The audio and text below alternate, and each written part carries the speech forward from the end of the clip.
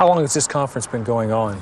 This is something we've been doing for about 5 years. We started out actually with just a match, and then I got the idea that you got all these people from literally all over the country. We have 25 states, I think, represented here. And it occurred to me, hey, we get people from all over the country here. I know all these trainers because it's it's a fairly closed community, you might say, or a close-knit one. So why don't we, instead of having people sitting around twiddling their thumbs when they're not shooting a match, why not get some value out of this? So I started counting trainers into coming here and doing this, and it's developed over the last 5 years into what we see now. Stage 1 are the standard exercises. Now these are the basic fundamentals, the building blocks of good marksmanship, the ability to draw quickly, the ability to reload or use your non-dominant hand. These are the skills that a shooter has to have before they can move on to the high-speed stuff.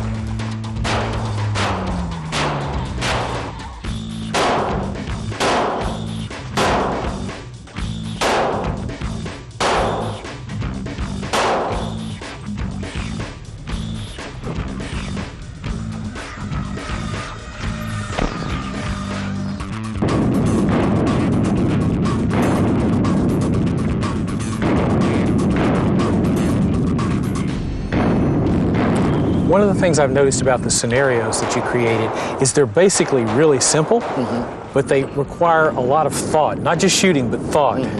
What we try to do is give the student a situation that they might actually have to deal with in the real world under the kind of conditions they might have to deal with it. For instance, we have the lighting reduced to what we would call low light. It's not dark because we don't spend much time in the dark, but it's not broad daylight because you're not as likely to be attacked in broad daylight. Really, a parking lot at night is the kind of lighting that we've simulated in there. When you're inside a restaurant, it's not, glaring light for the most part. When you're on the parking lot of the service station, it's at night, it's not broad daylight. And that's the kind of scenarios people are typically really involved in. One thing you see here that you don't see almost anywhere else in the country is you have a living person standing next to you or sitting next to you. So you have a shooting situation where you're with somebody, which again goes back to the real world. Yeah. Not everyone in the world is a gunman.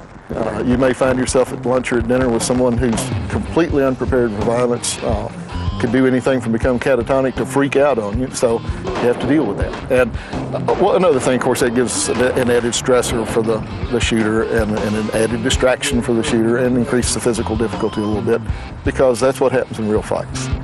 How many people are attending this conference? About 75 this year. We actually cut it down a bit. We've had for the last several years about 100. I wanted to give the staff a little bit of a break this year before they all quit. Shooting now is John Hagan. One thing that you'll see at this event is people with a lot of varied experience. Now, John is a military veteran. He spent 6 years as a deputy sheriff, and now he's an ICU nurse.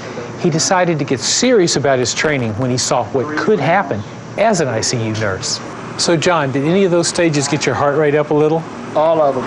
The adrenaline does get pumping. The pressure is on. It's a stressful experience, but a lot of fun.